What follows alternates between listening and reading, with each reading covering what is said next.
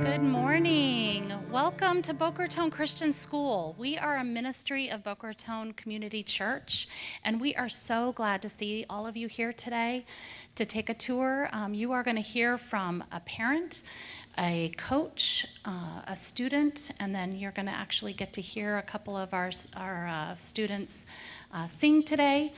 This is Paloma. She's a senior here at Boca Christian, and she did the piano for you this morning. She did such a great job. We're going to miss her. My name is Liz Petrucelli. I am the Director of Admissions and Marketing here at Boca Christian. I've been here for about 25 years. I taught in the classroom for 22 of those years. I have 3 children, and my daughter, Victoria, is 30 years old. She just had a baby 2 years ago. And the group of women that I met when I first came here, I had moved here from California. I didn't know a soul except my mother-in-law. And I met this group of women in pre-K4 here at Boca Christian, and those same group of women just gave my daughter her baby shower a couple years ago. So it's a really wonderful place to do life with people and something that you just invest in the future. And I hope that you feel and see that today as you walk our halls. I would like to introduce to you our head of school, Mrs. Wendy Stapleton. She's going to say a few words.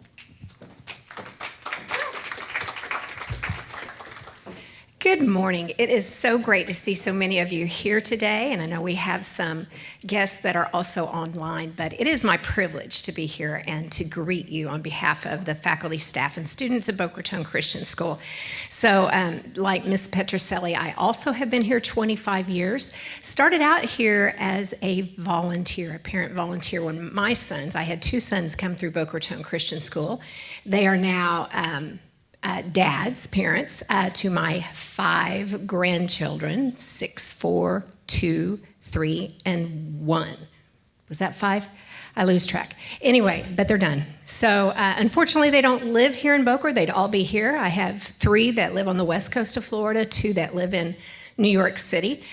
We visit as often as we can. I just got back from New York last weekend to see those 2, excuse me. But we are so grateful that you're here.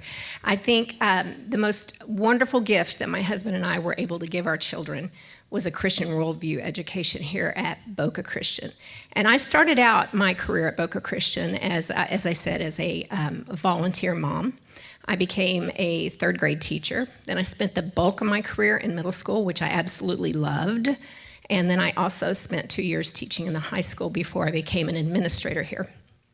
So I'm beginning my 4th year as the head of school, and I've absolutely loved that. I'm surrounded by the best administrative team that supports me, an outstanding faculty and staff that love on your children, and then I have the privilege of loving on 700 children this year. So 5 grandchildren, 700 children here, so it's the absolutely best job in the world.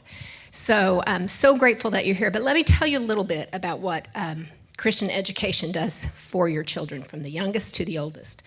And that's when my children were getting ready to go to college. So my oldest stayed in state, which was a blessing to me because I was going to get to see him more frequently, I thought.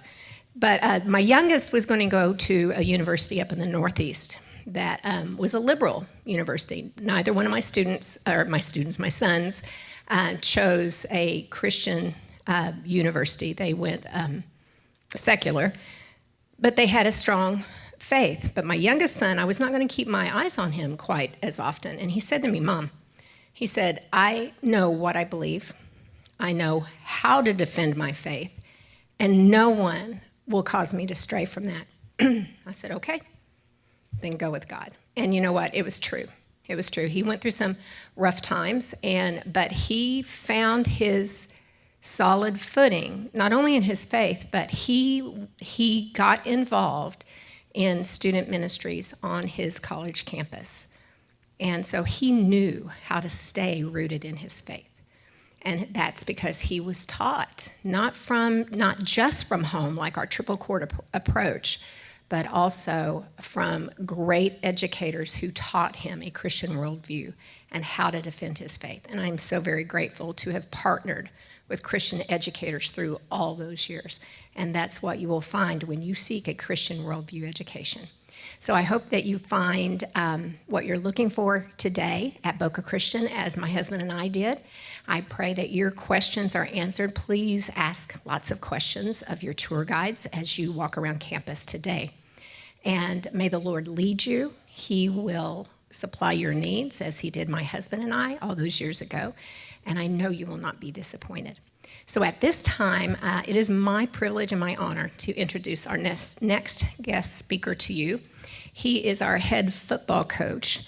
But not only that, we have been gifted all these years to have our young men be led by a former NFL football player, Mr. Clay Schreiber. Good. Okay. All right, good morning. So we're not going to do any exercise this morning. All right, so I hate it. If you hate it, I hate it. I do it, but I still hate it. I do it just so I can eat. Anybody with me?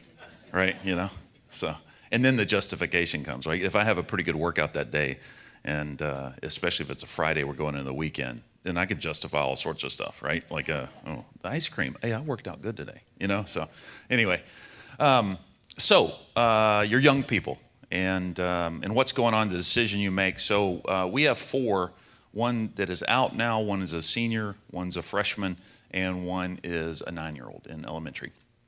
And so as they have matriculated through the school, it's interesting because I've seen a lot of changes with young people, and I've been working with young people since I left the NFL. I left the NFL to work with young people, went back to Florida State, started working in campus ministry there, pastored for a short period of time, and then began to transition into missions and consulting and working in the marketplace more.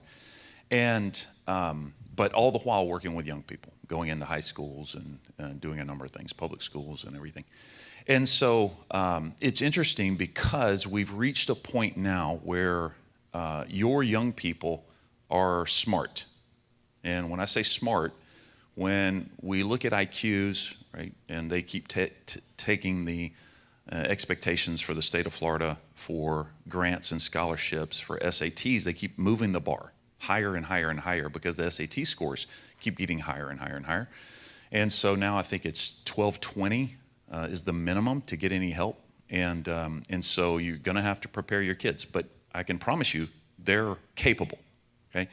So as they measure IQ, it's the highest it's ever been. Now, all right, they started measuring that back in the 19-teens. All right, so the problem is not their intelligence. Okay, as one guy that worked on the Manhattan Project, I was reading his book, and he said it's not an intelligence issue; it's a focus issue. All right, and there's so much bombarding them. Well, focus starts to come back into emotional intelligence. All right, and there's 5 parts of emotional intelligence. I'm not going to get into that today, but as they've measured emotional intelligence, started back in the 50s, guess where it is for this generation? The lowest they've ever measured, okay? So we have little Einsteins with the emotions of small rabbits, okay? My wife had a rabbit that lightning struck, and it literally scared it to death. And she went in to find this thing, scared stiff from a lightning storm. And that's the problem, right? There's anxiety, there's it's like, I have a test today, and it's like, man, it's just a test. Now I had about a 2.8 or something like that, so a test didn't bother me that much. But, right, they get anxious over everything, and they're learning it now from the parents who have trended down emotionally. So as I'm teaching economics, I'm teaching my part of worldview and ministry and things like that to your kids, right? I start working with them and the parents I've worked with over the years to think in terms of what's not important now, because that's the way your kids think. What's important today? What's important right now? What's on my phone right this second? But what's important when they're 40, 50, 60 years old? And don't you wish that somebody would have educated you that way? And I teach, many of us, most of us teach from a standpoint of not what's important right now, but what's going to be important to you in your 30s, 40s, 50s, 60s.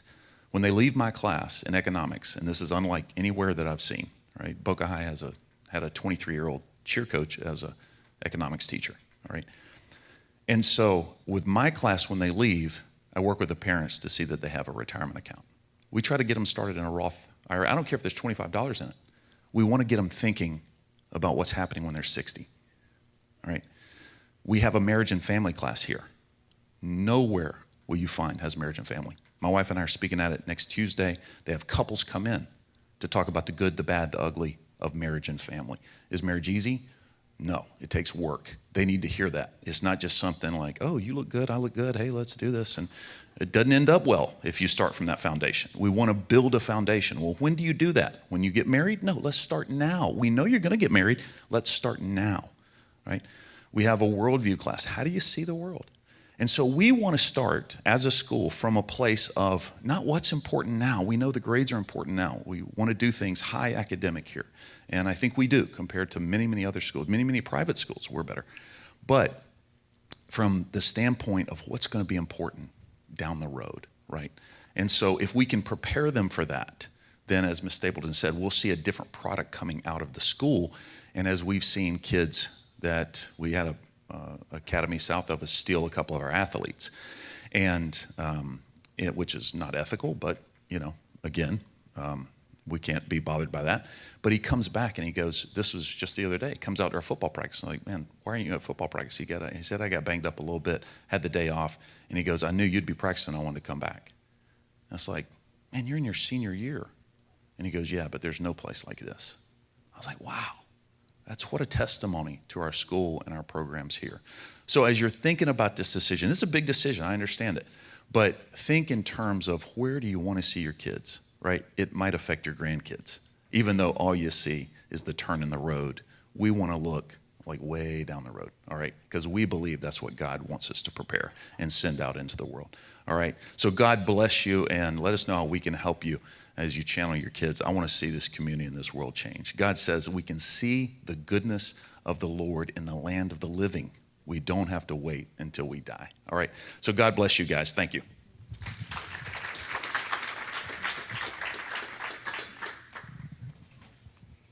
Thank you, Clay, for those wonderful words. Hope you feel blessed so far. Great morning. I want to introduce you to some key people here around campus. Many of them are going to be your tour guides today, but just some of our leadership here. And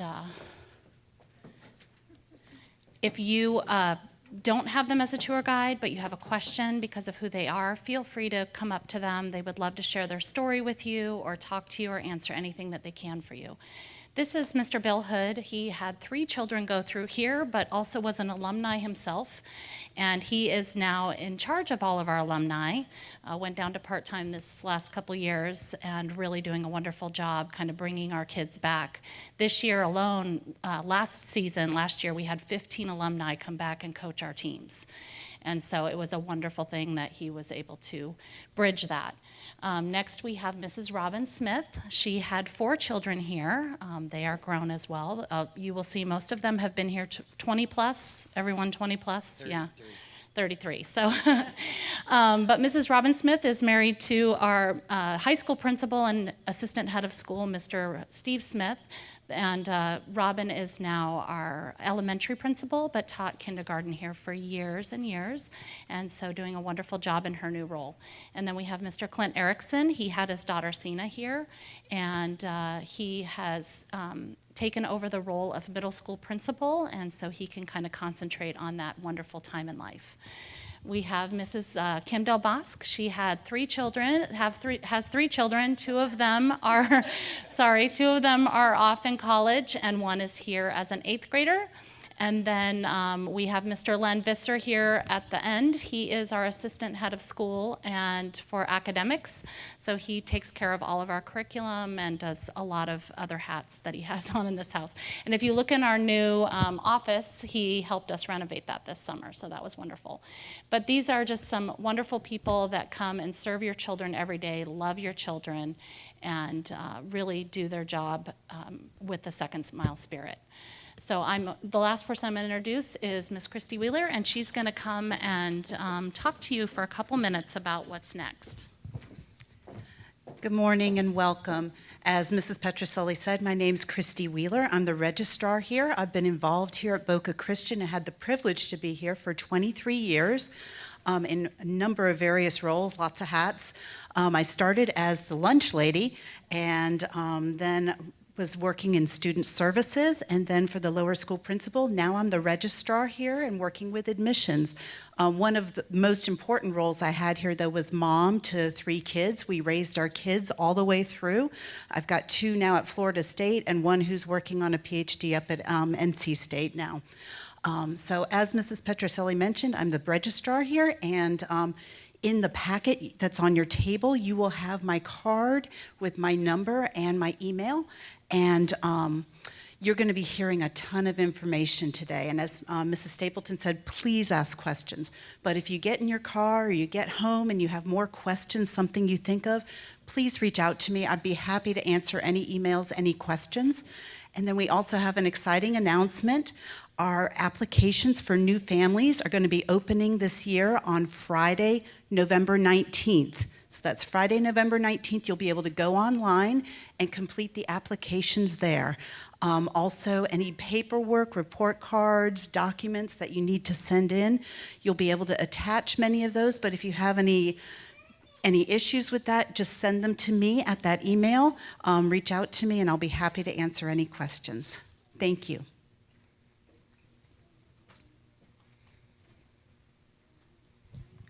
All right, next we are going to hear from a student who has been here for quite some time. She spent some time homeschooling, but she has spent her high school years here, and I've known her since she was a very little girl.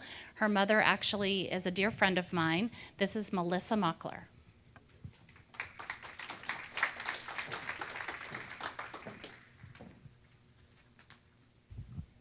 Hello. As Ms. Petrucelli said, I am Melissa Mockler and I'm a senior here. I've been attending Boca Christian since freshman year, and these last few years have really changed my life. There's numerous clubs and extracurricular activities that you can be a part of. I personally have participated in robotics, Crazy Love, Chick-fil-A Leader Academy, National Merit, PSAT prep class, and tennis. I've played varsity soccer for 6 years, and this will be my 3rd year as captain. Last year I was student council president, and this year I'm vice president of the National Honor Society. If there's a club that you've heard about from somewhere else, but they don't necessarily offer it here, the administration is always open to starting new things here. Last year, actually sophomore year, a friend and I felt called to start a Bible study where we could just, a student-led thing, and we could all just come and just study scripture together, just an intense thing with it. So we went and we talked to Mr. Smith about it, and he helped us form Dig Deeper Bible Study, where we could just go with supervision from a teacher, but it was a purely student-led thing, so we could just all get together and spend time studying the Word. Thankfully, Boca Christian offers me the opportunity to be a part of the theater program without actually performing on stage, because I'm not a good singer at all. So for the past 4 years, I participated in a production engineering class. I've gained experience in the program, so I was granted management opportunities to instruct and direct my peers. I was named student technical director for all 4 years of high school, and I've won multiple Student of the Year awards. This course didn't just teach me all there is to know about producing a musical. Rather, it was the practical life lessons obtained that I constantly find myself applying to other aspects of my life. For instance, during Play Construction Week, I was paired with an experienced manager in the manufacturing industry. He was the father of one of the alumni who came back to help us work on our musical and get all the set together. And he taught me the ropes of constructing large set pieces, operating power tools, using small tools, designing creative plans, organizing a production team. Then if you were to ask literally any high schooler here or any alumni, you talk to them about the highlights of Boca Christian, I guarantee you most of them will mention mission trips. Every year we have the opportunity to go on a class mission trip to different places.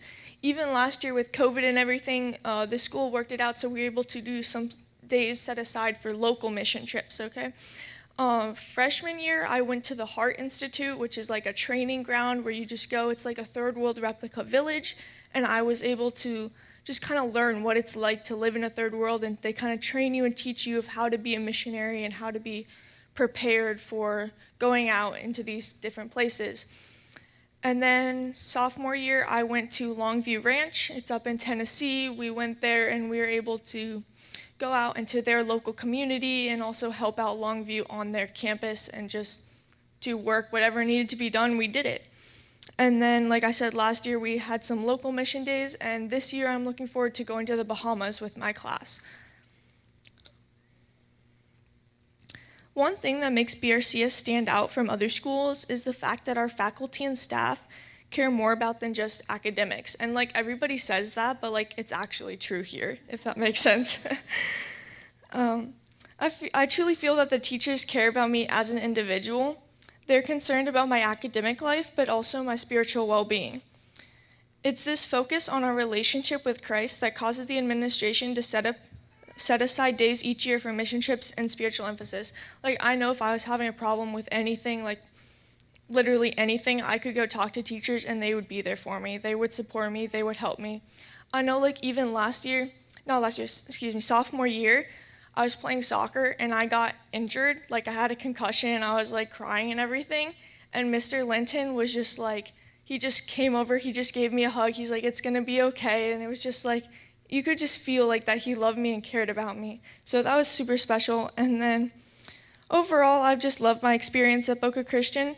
And the worst part about being a senior is knowing that I won't be able to come back next year.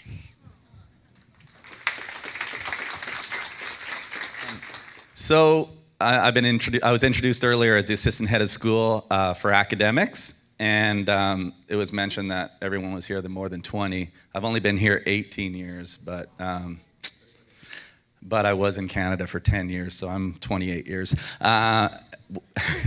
So I guess that counts. Actually, this is the first year I'm not teaching. I too have had children go through this school. I have a 26-year-old and a 25-year-old that are finished and gone through, and I have two in high school right now, a freshman and a sophomore. So they absolutely love it here and have so many great opportunities, and I'm excited to be part of their lives, every day kind of thing while I'm here. The cool news is, we started with 9 flat panels. We now have a flat panel in every classroom. And also our playground is up. So we got some exciting things that are happening here. And one of the exciting things that I get to talk to you about right now is what's happening in our STEAM program from kindergarten all the way through 12th grade. So one of the things we had to understand was that the world was changing. And if we don't change with it, the world will decide that it doesn't need us anymore. So we want our students to be able to collaborate, to wonder, to explore, and gain all knowledge in new ways, thus becoming leaders in our world.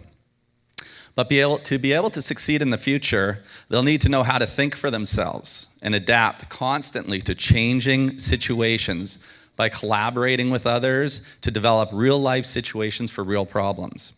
We want to send out our students into this world prepared to be ready, to be bold, to stand firm in the ways of the Lord, and also prepared intellectually to be leaders in this world. So first of all, we have a program in place where one of our STEAM teachers travels to each of our elementary classrooms and introduces them to the engineering design process. Once they're taught the process, over the next 3 weeks, they're given a real-life challenge that they have to solve, and then eventually create a prototype that solves the problem. They've solved many problems since the inception of this program, like how to build the strongest building when the big bad wolf comes along in kindergarten, or creating a type of bird's nest specific to the environment and what's happening around them. They also were able to design a building and then also an outside playground area, and we made them think about our playground area and what that should look like. So there were some really neat ideas that came out of that. And even to something really cool, they created vehicles, but they weren't allowed to use power. They had to use wind, and just to see how exciting that was and how much fun they had with that. So really cool. So what's happening in the middle school? Well, I'm glad you asked. Our middle school students are being prepared as 21st century learners. Throughout their middle school years, they learn how to code, design video games, animate characters, and other design elements. They get to create videos, importing photographs and video clips. They design, build, and program robots.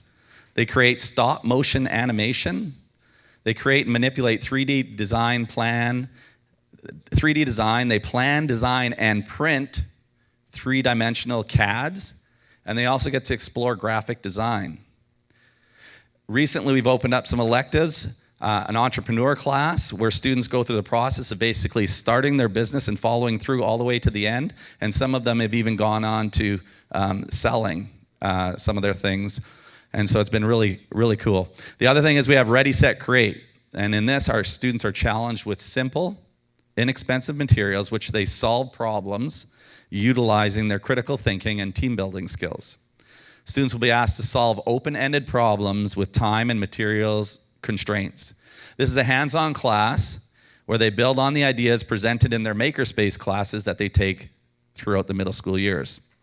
Finally, in our high school, we have many opportunities to dabble in the STEAM experience. We have a technical theater class where students experience the operation and maintenance of typical technical equipment that is used for school events, chapels, fine art concerts, and musical theater. We also have an entrepreneurship class and an engineering class, and also a yearbook class where they continue with graphic design. There's also a digital art class where students continue to learn from what they were taught in middle school about 3D printing. They get into digital painting, using digital photos and scanning images, creating montages and collages, creating web-ready graphics. The students will also learn about other developments in computer graphics, including 3D graphics, 3D printing, character animation, digital video, motion graphics. We also have an AP computer class where the students, computer science class, where the students learn more about coding and programming. Basically, it focuses on the concepts and computational thinking practices central to the discipline of computer science. So ultimately, the idea is to prepare our students for jobs that have not been created yet, and thus preparing Christian leaders of influence for tomorrow.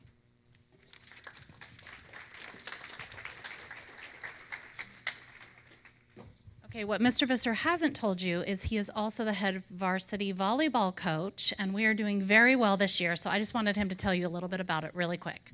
Sorry, I got to brag. Not a problem. All right, so it's been an interesting year, and we have an amazing group of girls. We've been working on this program. I've been part of this program for all 18 years that I've been here, and this year we're 21-3. We are ranked in the nation, in the top 400 teams in the nation, which is unbelievable. We've never been there. It's all usually in the 2000s, 3000s. In all of Florida, in all schools, every public school, every private school, we are ranked 50th. And then in our school size, we are ranked, as of today, 4th. And so pretty amazing stuff going on. But it's awesome to see the girls. What's way more important, and I have to bring this up because it blows me away every time I think about it. We have a girl on our team that when she goes up and she touches a ball, she lets the ref know. And this is a senior on our team. Well, now we have our freshmen doing that. We are a team of character and integrity, and people are noticing there's something different, and we're able to be a light and shine for the different people out there. So that's even more exciting. Sorry, I had to brag a minute because the team is doing awesome, and both of the hitters are number 1 and number 2 in the county of Palm Beach, so that's been awesome. So congratulations, Mr. Visser. All right, so you've heard a lot. You've been sitting and very patient. I even see some children here, and I haven't heard a peep out of them the whole time, so that's wonderful. You are going to go on your tours now. I'm going to have our pre-K 5, anyone who's looking at kindergarten. Mrs. Robin Smith, our elementary principal or lower school principal, is going to be taking you on that tour. She is over here. We'll excuse you first.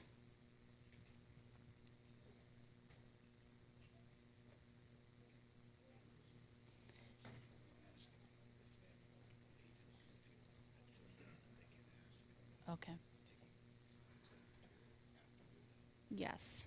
Okay, so I just had the question, if you have multiple children and you want to see a couple different areas, go with the one you want to first, and then we can circle back and let you see the other classrooms at the end of the tour. Okay, so just kind of, I'll let you guys pick where you want to begin.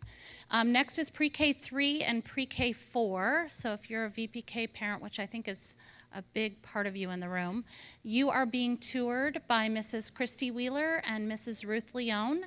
They're in the back there.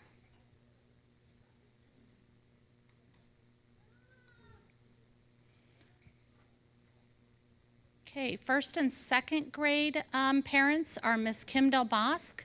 She is back there in the black shirt. She is our coordinator of advancement.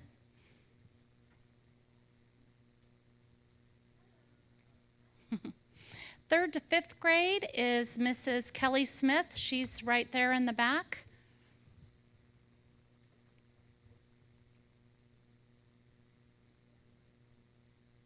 Middle school is Mr. Clint Erickson and Mr. Len Visser over here on the right. Okay. And our high school tour is being done by our high school principal and assistant head of school, Mr. Steve Smith. Okay, enjoy your tours and have a wonderful day.